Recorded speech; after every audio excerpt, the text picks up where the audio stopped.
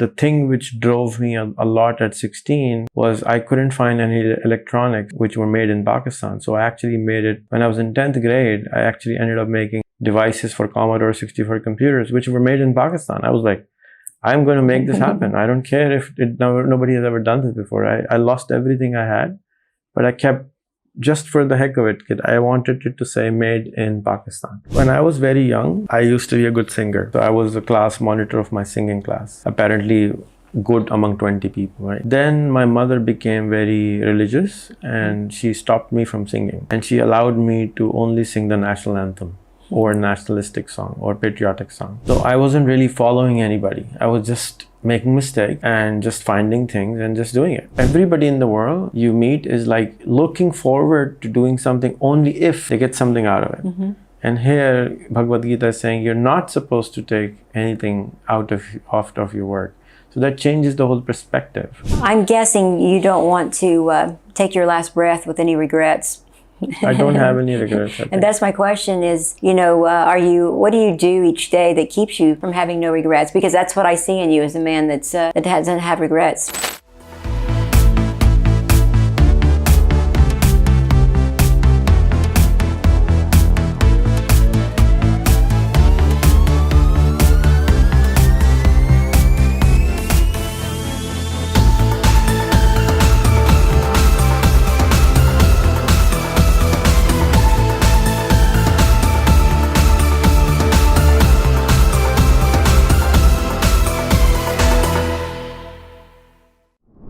Hello everyone, today we are with Allison and she is going to interview me.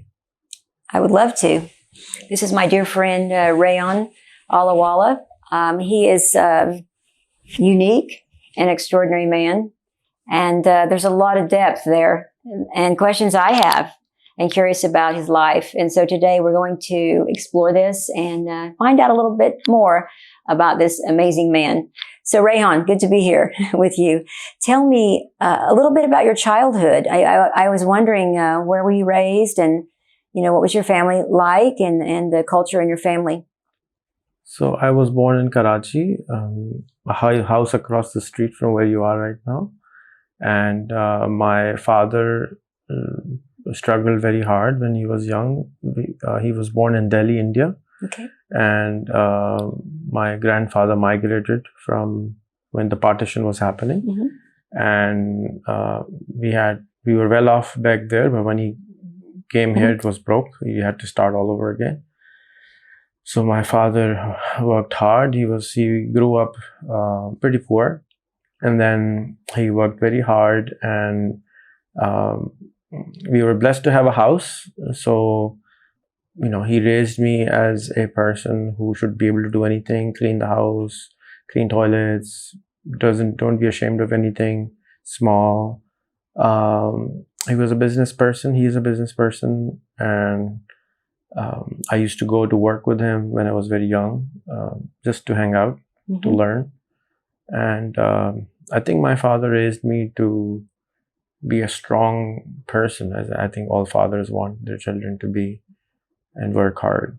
So yeah, it was a business family. Tell me, did you receive an education after high school?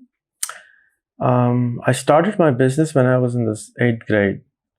So I barely finished high school. I mean, I did. And I actually bought my first business when I was in the 10th grade. I actually bought a running business already. So I never went to college. I never went to university to study. I went to college one day in my life to study, but it was really bad. So I just came off half day even, and I never went back.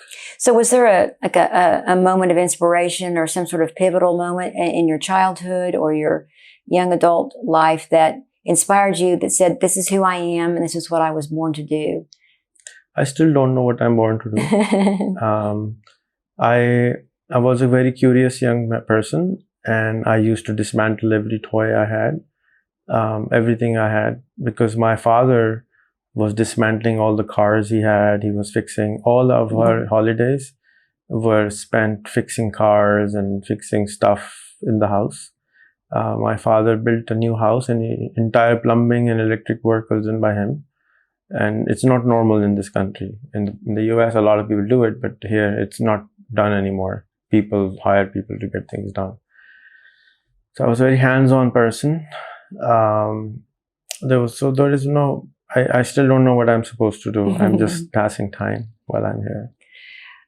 So when someone achieves success in life, we often imagine that it happened overnight because suddenly everyone knows who they are. And we think, oh, they had it easy, but we all know that it's a process and you can't get to the top with an elevator. You got to take the stairs, right? One step at a time. Were there challenges and obstacles along the way? When it came to starting a business or, as you said, owning your first business at a young age, what sort of challenges did you encounter? And then how did you solve them? I was 14. So my father was a very angry man.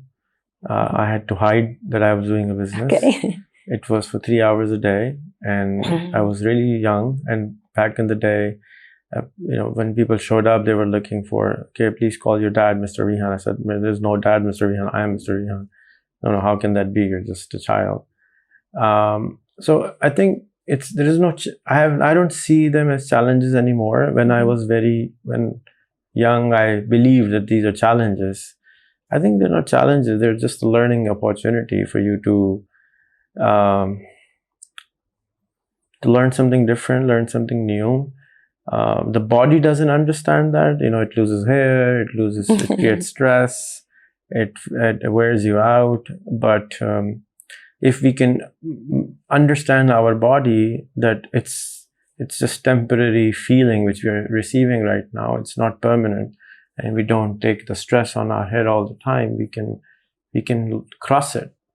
And that's one of the things I want to try to teach to my students at school, that we need to understand our body, our hormones, our minds, how it works, so that we can manage it. If we don't understand how our car works, we would be stranded in the middle of nowhere because we don't know how to fix it. So I have been like any person, call names, and people didn't understand what I was talking about. And my biggest challenge, I would think, has been that I have traveled a lot and I've seen a lot, and it becomes difficult to explain to anyone which is so simple to me. And I think I'm a simpleton, but people think I'm kind of smart or achieved something. I don't think I'm anybody. I think I'm just a normal person. But in the eye of the blind, in the land of the blind, the one-eyed man becomes the king. So because nobody else was doing anything like I was doing, more people knew me. I wouldn't call myself a very financially successful person, but I have just been a teacher all my life. I realized it very late in life that I was just a teacher. I was not really in it for making money. I was not trying to make an impression. I was just trying to teach. I was just trying everybody to, hey, you can do this. It's like a teacher, that's the teacher's job, like they're not trying to, oh, I'm your teacher. They're just trying to make you a better person. So that's all I am.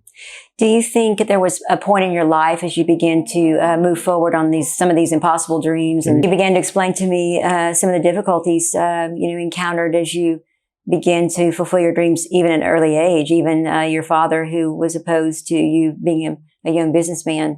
And he didn't know.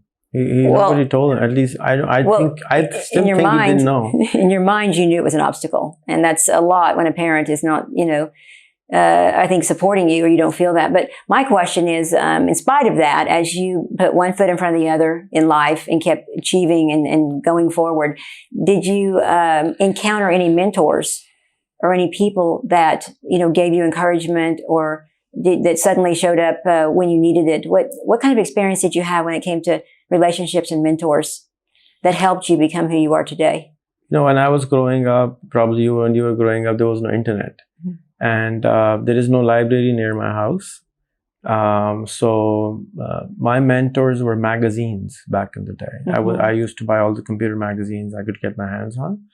All the money I used to make every day, I would go and buy a magazine at the end of the week. I didn't save anything. I never learned how to save.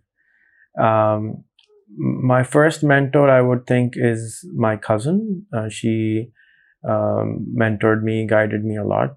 Then there was another friend of mine. Because I was always around older people.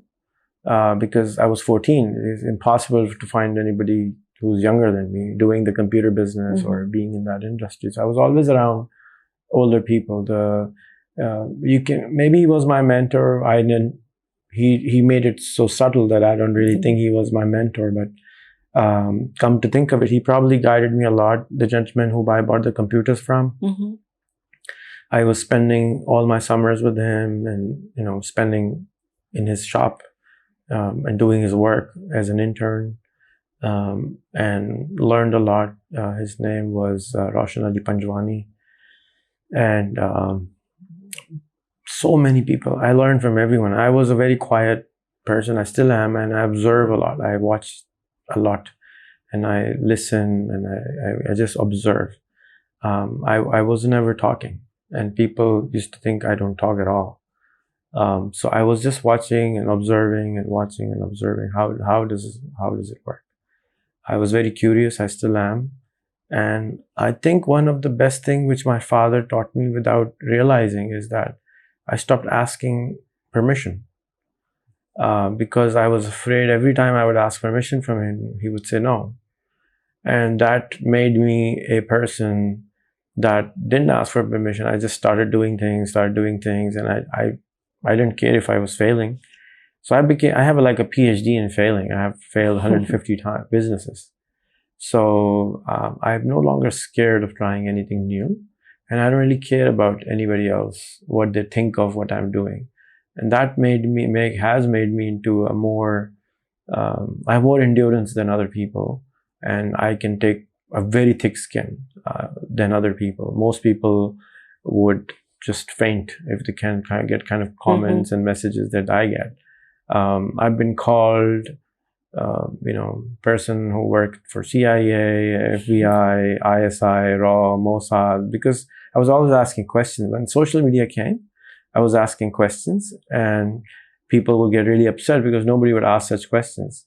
And later I found that Richard Branson would say the same, and Socrates would say the same, and I was like, really? All these smart people were saying the same thing? So I was probably not that wrong. But I've never read books. So I wasn't really following anybody. I was just making mistakes and just finding things and just doing it. And I was at Berkeley a few years ago, and this friend of mine, he took me to a professor. He said, look, this theory, this is what he has done. This theory, he's already done this. His theory, I was looking at this face, what he's talking about. There are theories and ways to do things which I found by doing my own mistakes. Rather than reading a book or reading a theory or a process. I did so many things that I just discovered them by accident many, many times. Like Edison discovered probably the light, somebody else could have. He just tried hard enough. Yes. So it's just, probably there are laws of universe which are common for everyone. Yes. If you keep on trying, you discover them.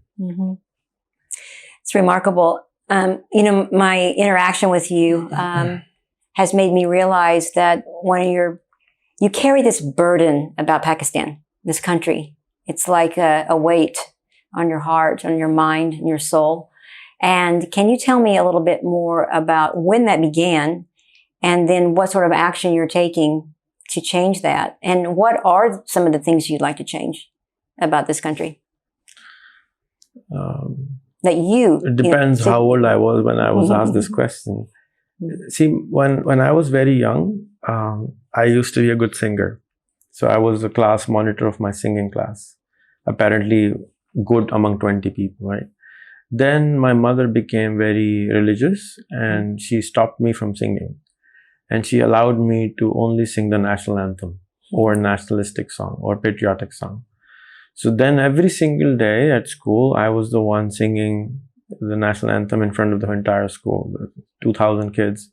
and I'm the one singing. So every day I was just singing the national anthem. Every day so it probably became a wala for me. So inside I became like this patriotic person who was all about Pakistan. When I started my first company, it was called Pakistan Computers.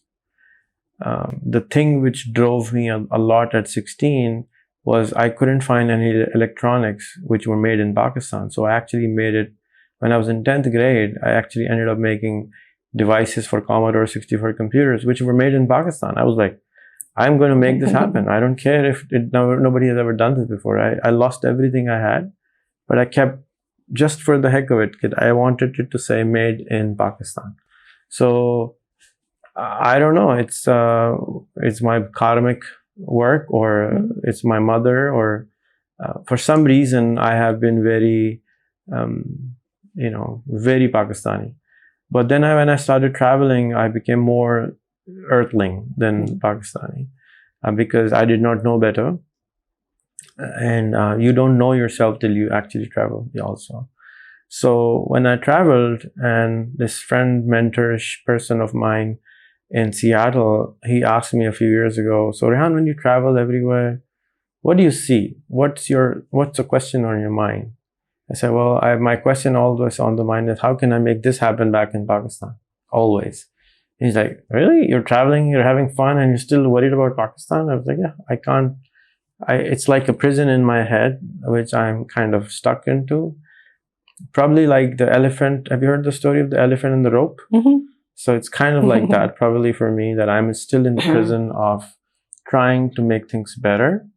Up till the age of 30, up till I found Facebook, I wanted to be the president. I wanted to fix things. I wanted my son to be the president of the US because I saw things broken. And that's why I got him to be born there.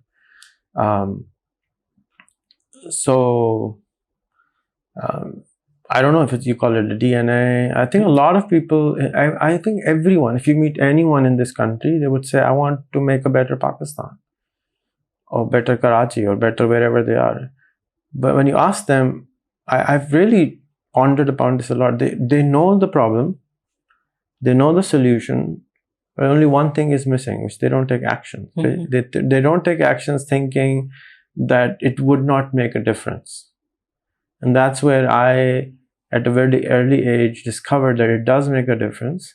Sometimes it takes 20 years, sometimes it takes 30 years, sometimes it takes 5 years, but it does make a difference. You see the result. I saw the result of what I was doing in 1995 and 2005.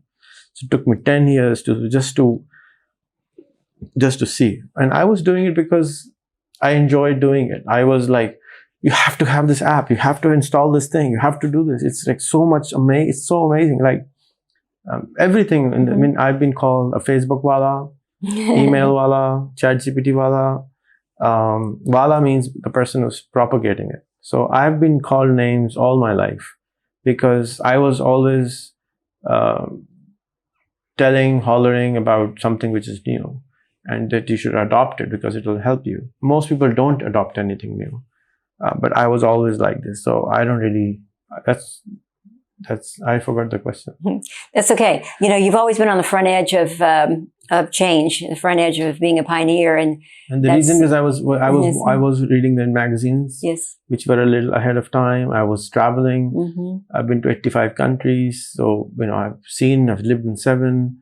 I've seen a lot more things than other people. So I have belief that it's going to happen. It's just time. So there's several different categories in life. There's health and family and inner peace and financial prosperity, etc. That's how, a lot of people strive to be great in each of these areas. But for you, how would you define success for Rehan? What's success to you?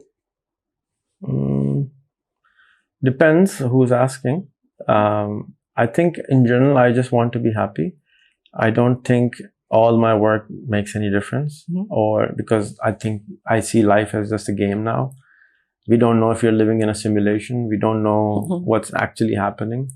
So I'm trying to take it as easy as possible but it's kind of hard because all my life I've never taken it easy. I was like, no, I've got to do this.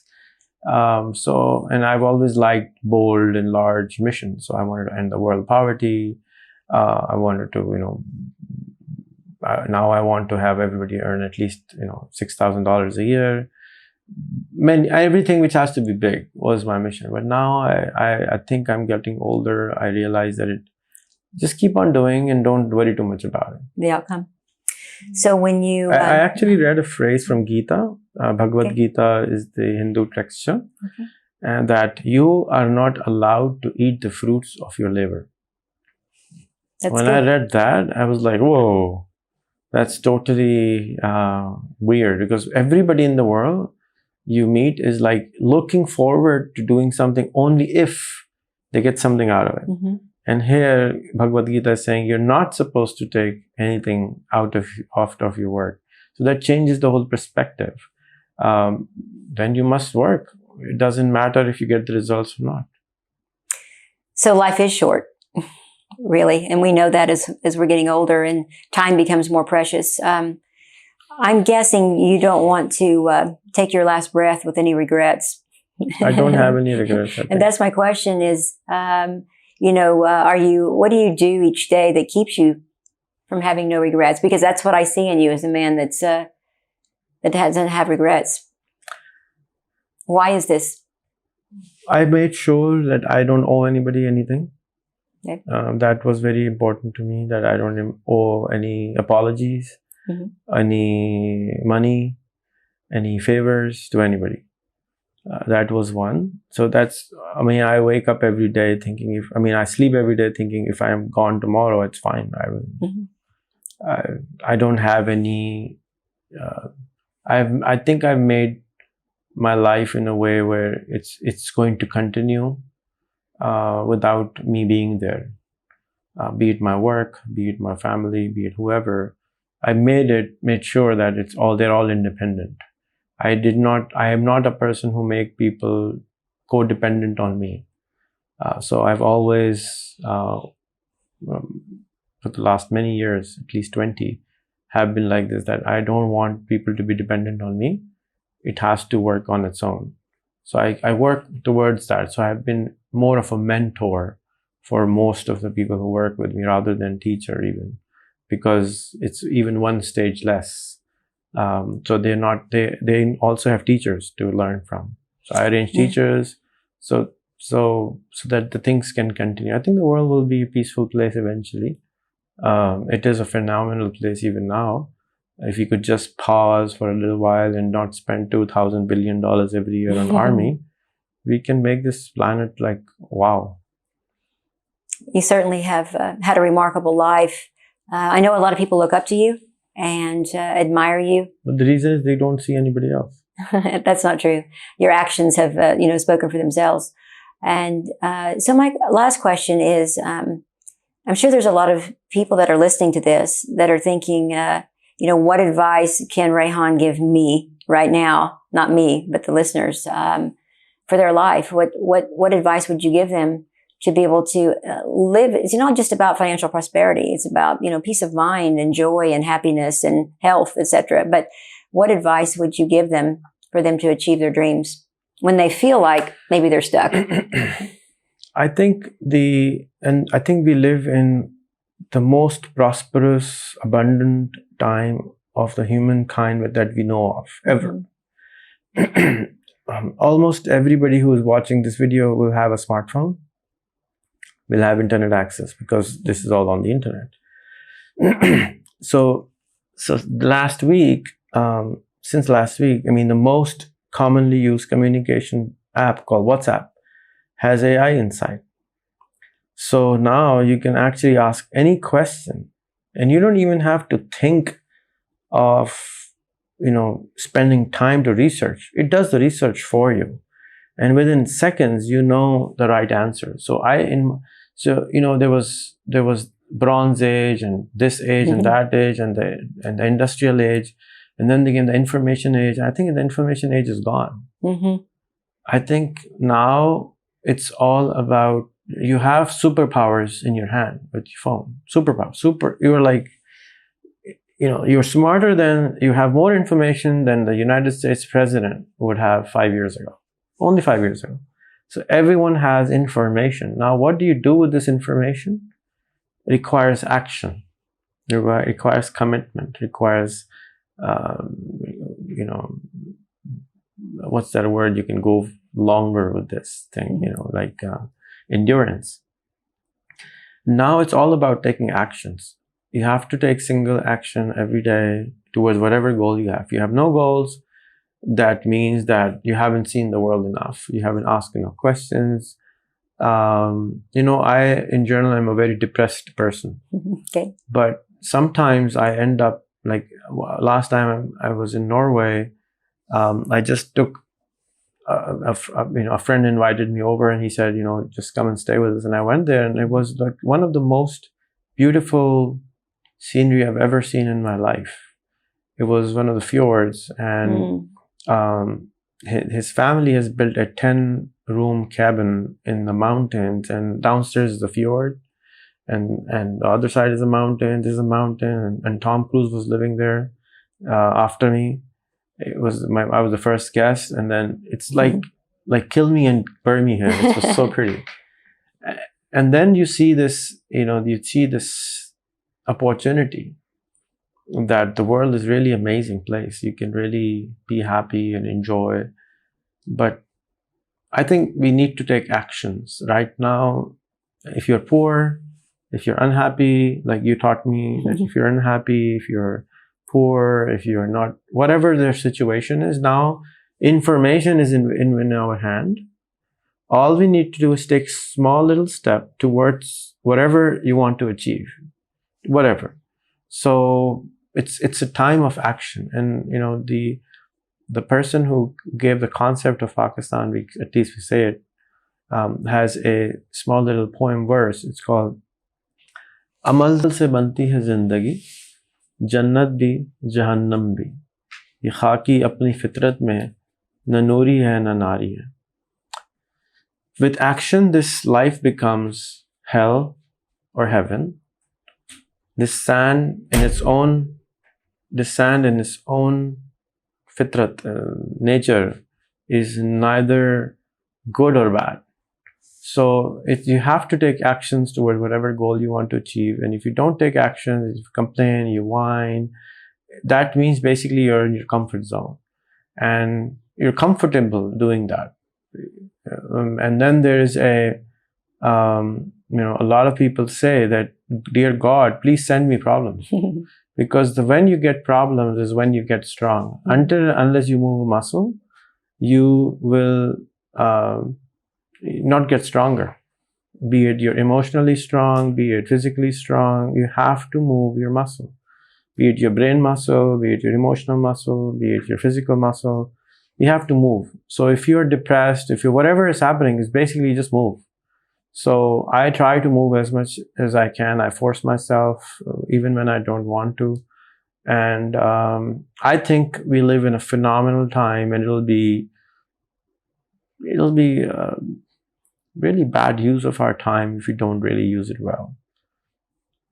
Well, thank you for your time. I've learned a lot from you already, and you can continue more if you have more questions, unless you're tired. I'm a little tired, but it's been I'm still on the Oklahoma time. Okay.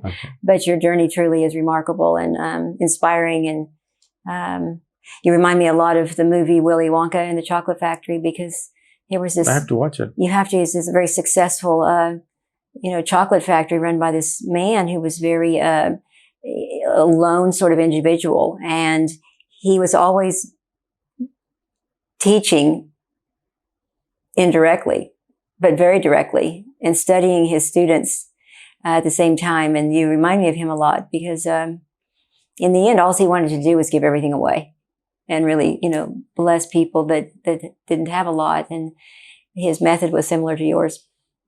It's a compliment. Watch the first one. Well, thank you so much, Alison, for your time. Thank you. And for coming to Pakistan. And let's have some tea. Okay. Fantastic.